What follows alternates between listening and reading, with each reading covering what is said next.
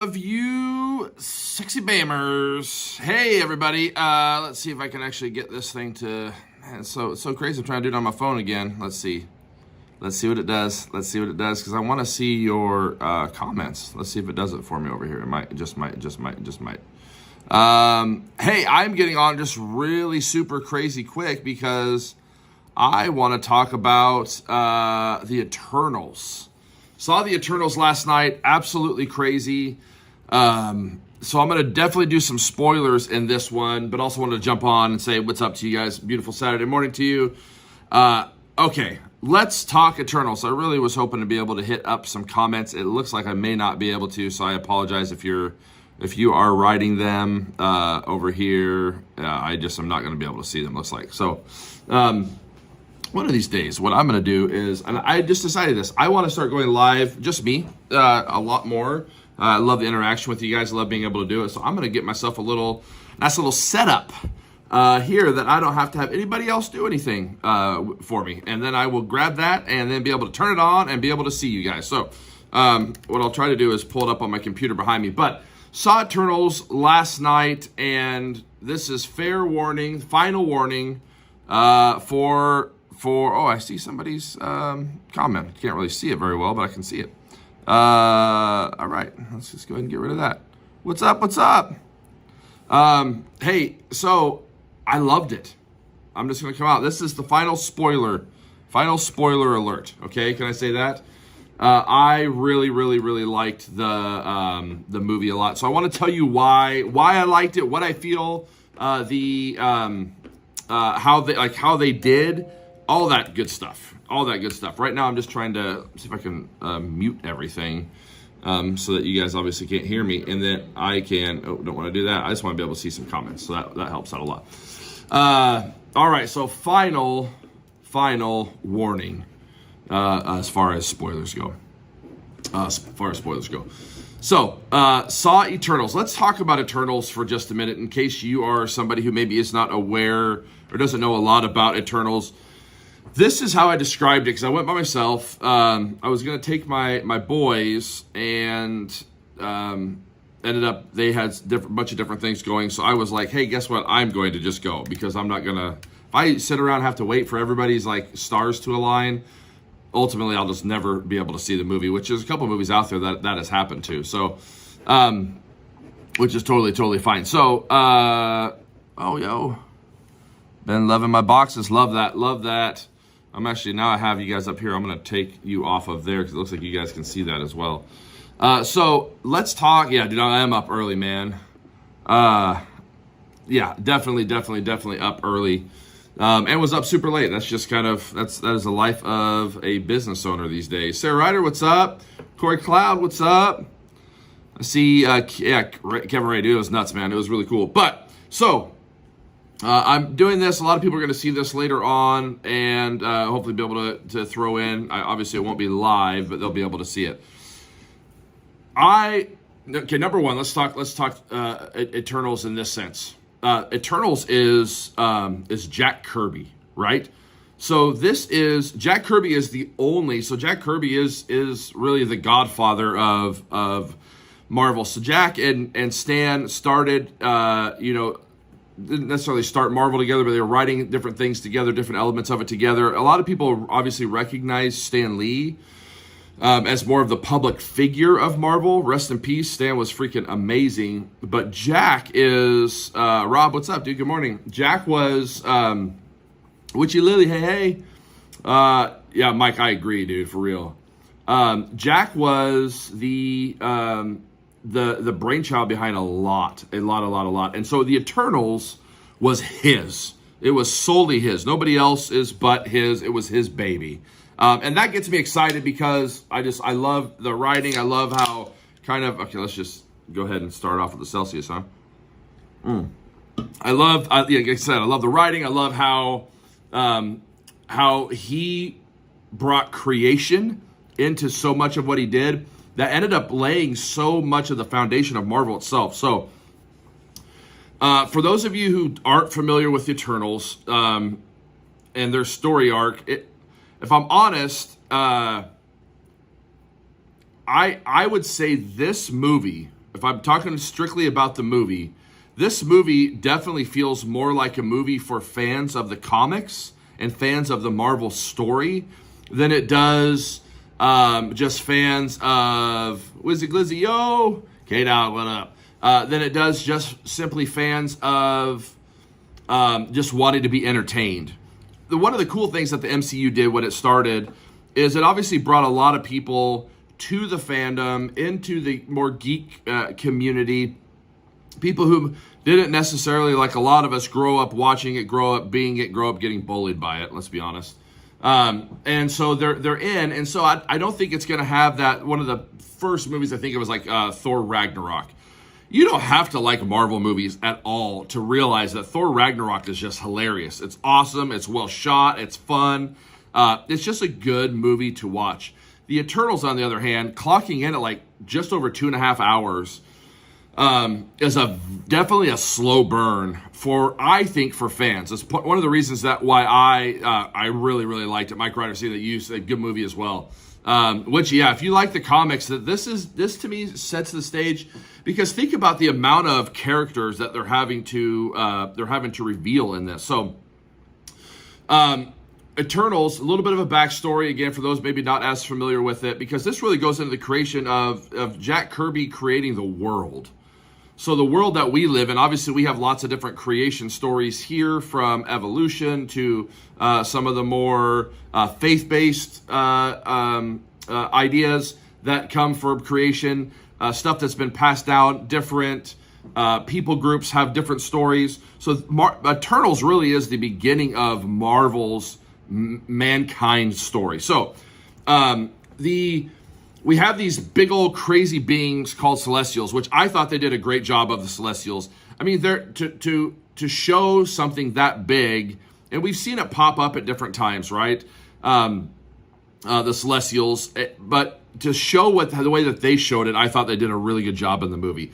So the Celestials, there's a group of them. They're essentially these gods, this group of godlike beings that decide to come to Earth when it's uninhabited, and it's only animals. This is Jack Kirby's original story. It's only animals, and they're drawn to the life form of it. They begin to decide they are going to. They find the ape, and go, hey, we're going to take this ape and we're going to start running experiments on it. And so they start running experiments on the actual ape. And 3 different things are born from these experiments. One is the deviants, muy importante, okay? Very, very, very important is the deviants for the Marvel Cinematic, not even just Marvel Cinematic universe, but also just the understanding of the comics in general, Marvel comics in general. So 1, you've got the deviants. 2, you've got humans, us. And then 3, you've got this other group called the Eternals. So, essentially what ends up happening is, if you could think about it like this, mankind is us, right? We're prone to destroy things and kill things, and but we're also prone to peace and building. And so we kind of get slotted on this big blue globe saying, hey, this is our domain. The deviants, on the other hand, end up going essentially down into like the caverns, into the caves. And their whole idea in the comics is weaponizing. How can they create better weapons? How can they create and evolve that way in the kind of a little bit more in the way of destruction, right? They're a little bit more deformed looking, and it's really important because there's somebody that we all know who is actually from the deviant race, and it's really, really big in how it ties into the movie and how this is bringing MCU last phase into this phase.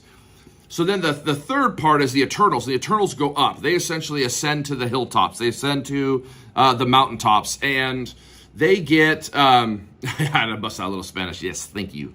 And they get enlightened, right? They're getting more and more enlightened. The Eternals are where they end up finally getting their kind of their being, their powers when this I want to say is it Kratos? What is the guy who's overseeing all of them dies and explodes? And when he explodes, basically like his matter gets spread everywhere, and it infuses into people. And so to go back to the deviant is actually like a mutant gene. It's like the first mutant gene that we see in the Marvel world. It wasn't talked about first, but it definitely, that's like the origin story of the mutant gene, right? So the deviants are this mutant gene. The Eternals essentially get endued with this crazy power, godlike power. It says, Jack Kirby wrote, and I love this, that they had literal control over every single molecule in their body. Every single molecule in their body. So in the movie and in the comics, they're named after, patterned after a lot of like Olympus, like Greek gods, so and Greek mythic figures. So you have Athena, who is patterned after Athena, and Athena is played by Angelina Jolie. I thought she did an awesome job. It was interesting seeing so many major characters introduced in a movie in one single shot with some big time star power behind them, which I thought was really cool. So you have Athena, you have Icarus, which is, let's just call it what it is. Icarus is essentially Marvel's Superman. Can I say that? I think that's probably a pretty easy way to say that. He's got godlike powers, godlike strength. He can fly, right? Icarus, in the theology of Icarus was he flew too close to the sun. He got burned up, but this Icarus doesn't do that. Never mind. Oh yeah, I guess I am spoiling this. There was such a great, beautiful shot of him going to the sun. Lasers out the eyes, extreme strength, that kind of stuff. So very Superman-esque as far as powers goes. You have Gilgamesh, who is like crazy, super powerful. You've got Sprite, who's more like fairy-like and kind of the eternal fountain of youth, if you will. You've got Druig, who is basically like a druid. He has some crazy power controls where he can control large groups of people. And so the movie basically follows a lot of the comics in that it slots them at different periods of time in history. So they're there in Babylon. They're there at like really, I think like maybe they show like Mount Vesuvius erupting. They showed a bunch of different moments. Again, it's a very slow burn of a movie, which I personally enjoy a lot. Because I love it when it's foundational, and it felt to me like it was super, super foundational. So slow burn of a movie, super foundational. They go through and they're telling the story of the Eternals, and the story is that there's this epic battle happening, and the Eternals are trying to protect mankind from these deviants. Okay, and these deviants are like these really crazy, weird-looking cosmic creatures, at first blush on screen, I think if you're looking at it, you're going, oh, so there's like these rabid alien dogs and creatures, and this group of like super powerful, godlike, eternal beings, essentially. And it says that they're eternal. Like at one point, it even said like if they got like decimated and like, they exploded and their matter went all over the world, it can still be collected and turned back into them. So that's where a lot of the Eternal and Jack Kirby's writings comes from. Eternals 1 and 2. And so if you're watching the movie, you don't understand it, it kind of could feel like, these creatures aren't really that terrifying. You guys seem to be way more powerful. Why aren't you just killing them? And then the creatures come back, and it's like, call the Avengers, and you guys all together should be able to destroy it. I feel like that was probably difficult to do from a movie perspective, because on the flip side, in the comics, the deviants are a race of people, right? They play huge into the Kree story. So here's the big like bringing everything together moment is that Thanos, the guy, right? Everybody knows Thanos. Look, I got it right here. What's the wrong side? I love Thanos a lot. Thanos is from the deviant race, which is why Thanos looks the way he does, and has such god-like abilities. It's because he's an evolved version.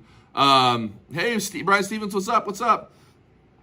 He's an evolved version, essentially, of this group, the Deviants. So I thought that they did a great job, movie-wise, of bringing lots of pieces of like that together. I wish that they would have brought Thanos in the beginning of the movie in some sort of tie-in. And there was lots of different rumors. So obviously Angelina Jolie, she plays Athena. She does fantastic, smashes, kills it, love her. I'm a big Angelina Jolie fan. I think that she, from what's the Nicolas Cage movie that she was in? That was that's one of the first movies, Gone in 60 Seconds. That's where I was like, man, I think I like just, she is such a like cool, mysterious vibe to her, and I think she played Athena really, really well. Other thing that is interesting, why I wish they would have brought Thanos in, is because I feel like with Thanos, you would have understood the importance of the deviants pretty quickly, or at least made some sort of connection. There were rumors back in the day that what was going to happen was that Millie Bobby Brown was actually slotted to play a role in this movie, and nobody knows what she was going to play. Nobody knows what she was going to do. I don't know. Maybe she was Sprite. I don't know. But she never made it into this movie. So that would have been interesting to me to see what she would have been, what character she would have played.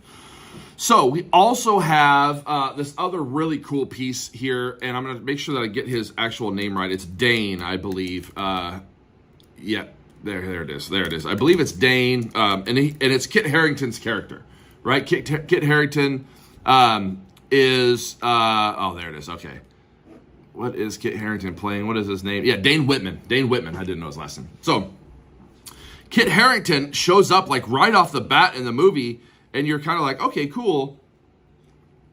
Then all of a sudden, it's like he just isn't really part of the story, and it was really, really odd because he's obviously such a large name as far as an actor goes, that I was like, well, what the heck? He made a couple.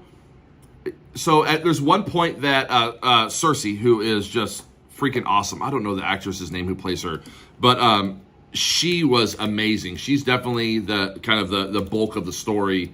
MCU. Let's see who I don't know that actress's name very well. Let's see, actress. All right, I guess you got to type the whole thing in. Gemma Chan. Oh my gosh. She was fantastic. I thought that she was like awesome. And I know that I recognize her, so now I have to do the whole IMDb thing to figure out exactly what it is that she was from. She's a British film star. Wow. Oh, crazy. That's where I recognize her as Crazy Rich Asians.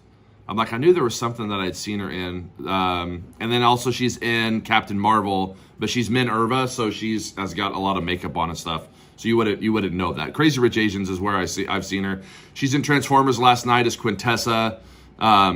She's done a bunch of and then a lot of TV stuff. She stole the show. She was amazing, really, really, really good. I loved her a lot. And so Cersei and Dane Whitman have this little love thing that's going on, and she hands him a ring and says this, and they're kind of like archaeologists essentially.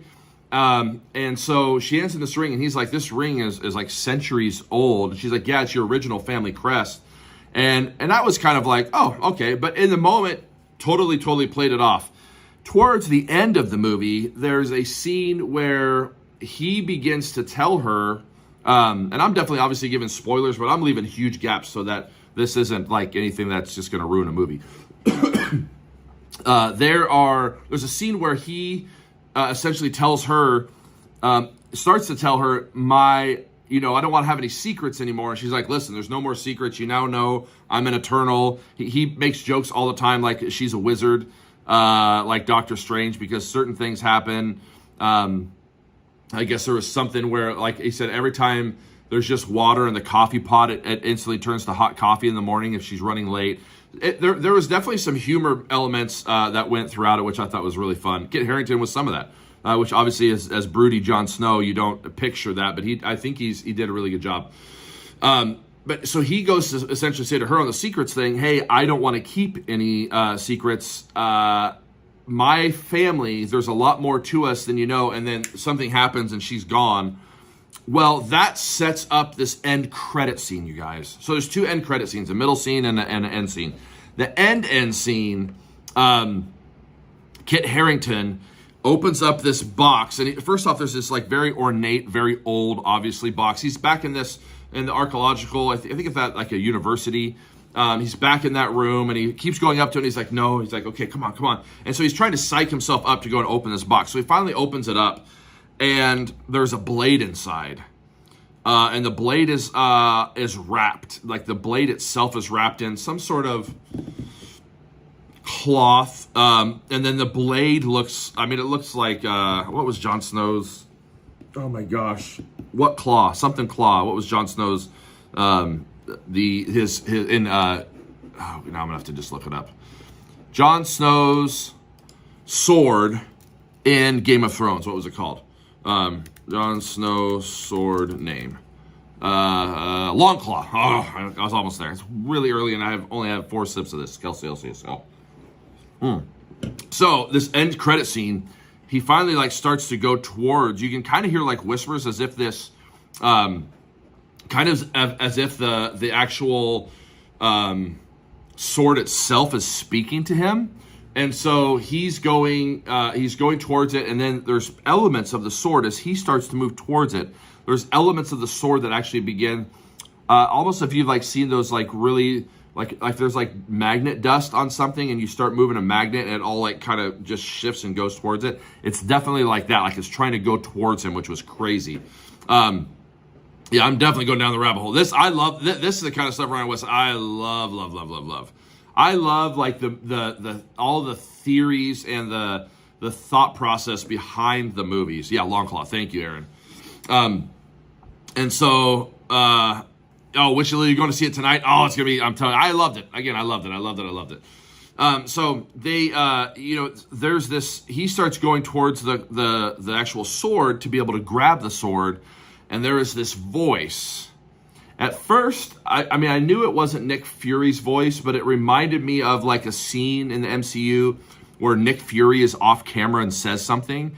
It definitely reminded me of that, and it said something to the effect of, "Are you sure you're ready to grab that? Or are you sure you know what you're getting yourself into?" Or something like that. And then he stops, and then boom, end scene is done. So here is what I know. I want to. So Kit Harington anyway plays a character which I definitely don't have time to get into because I gotta run here in a second.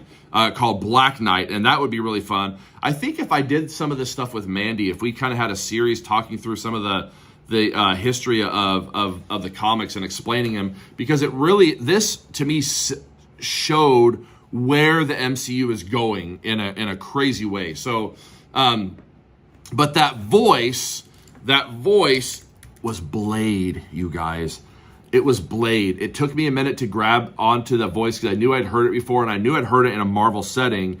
And I'm going to have to remember the name of the actor. He was in Luke Cage. He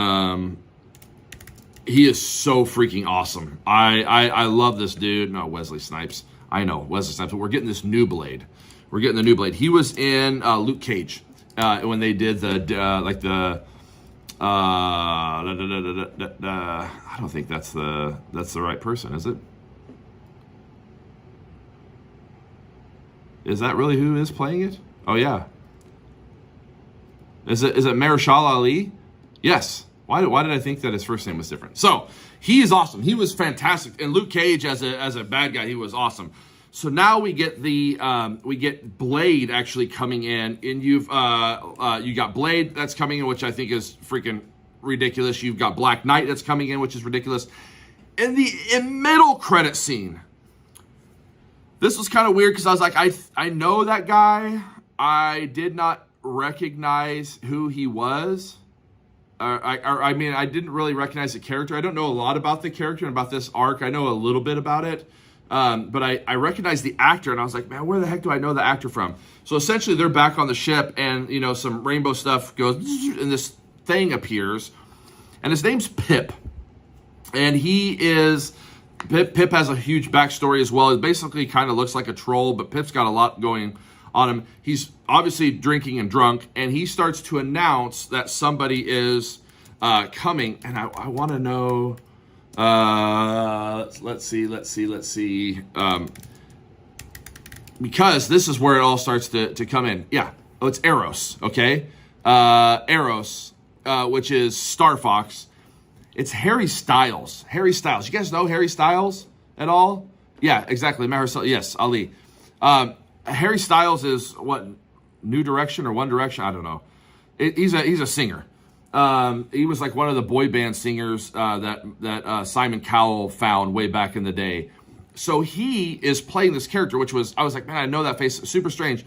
But Star Fox, okay, who is like a ridiculously good-looking human, so great casting, Harry Styles, super good-looking dude, and is actually Thanos' brother. He has one of the balls. He's an Eternal. There's these little balls that come out of their neck that they're able to communicate with the Celestials on. And so he's able to see in this thing and go, hey, your friends, there's some people who get kidnapped, are in a ton of trouble. And it's weird because you're like, well, how is that Thanos' brother and he's so good looking? Again, because Thanos is actually from the race of the line of the Deviants. And so they are setting up, they set up Blade, they set up Blackstone, they set up obviously a all new space era with Thanos still somehow being involved in that. So I'm thinking like, I mean, I don't know, do we get to see Death? Do we get to see, just to be able to see Star Fox was freaking awesome. I think there's so many places that can go. We see the setup for all these new characters that are in the MCU. They're definitely making mention. They're talking about, and they said a line that was like, now essentially that Captain America and Iron Man are gone. Who do you think replaces them? And one of the guys that's there, Icarus, is like, well, I would like to replace one of them as an actual Avenger, which if I'm not mistaken, Icarus at one point in one of the arcs becomes an Avenger. So I loved the movie from the standpoint that it felt like it was getting me ready for what's about to come over the next like 5 years. And that to me was what was super exciting about it. Again, slow burn of a movie, great casting, great characters. Oh my gosh. I love this actor. Give me 1 second. So, Kamal Nanjiani. Listen, he's a comedian. He is super freaking hilarious. I love him. There's another show that I watch. Yeah, you guys, I should probably, I just got so excited, got up and there he is. He's in a really funny TV show that I watch on HBO. I'm not going to be able to find his IMDb because everything right now is about Eternals. He killed it. He was hilarious. I mean, most of the humor that came was from Kamal. He is just, he's awesome, like super, super awesome. So there's all these new characters that are in. I feel like the movie was really good. Hoping that you guys are able to go out and see. And my wife is texting me, hey, football, I got to go and take my son to his playoff game.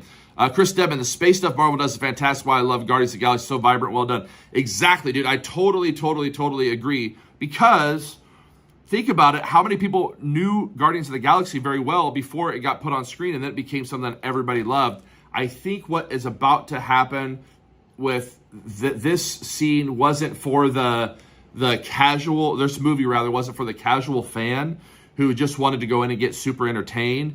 This movie was the setup of what is about to happen in the MCU. So I loved it. We have a poll going up right now on our Facebook community. Go check that out. Official Bandbox community on Facebook. I give 4 stars because 5 stars is just tough to shell out. I want to save that. But I thought it was really great. It gets me excited for where the MCU is going. Super excited about Blade and Morbius full trailer in the beginning of the movie. So do not miss that. Jared Leto, like, come on. I am so freaking pumped for Morbius. There's just so much going on. And also, I just got to say this. This potentially will set up the mutation elements where we start to finally see the X-Men come in with the mutant gene, because a lot of that mutant gene is from, like I said, when I think it was Kronos, when he exploded and his matter went everywhere and everything got supercharged.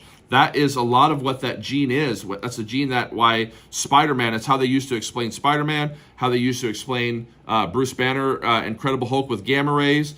It's how they explain people being, whenever like extreme stuff is coming against them, whether it's radioactive or whatever, how they're able to not die. It's Steve Rogers. That's why he had that gene in him. So they use what was talked about in the Eternals in the original story from Jack Kirby. It really is used to solidify why a lot of things happen in the MCU. So I'm super excited for it. You guys, tell me what you think. I'll definitely get back on and we'll talk about it. once a lot of people have had a chance to see it. I'm going to go play some football, some Texas football on Saturday. Hope you guys have a beautiful, beautiful weekend, and I will talk to you soon. Bye.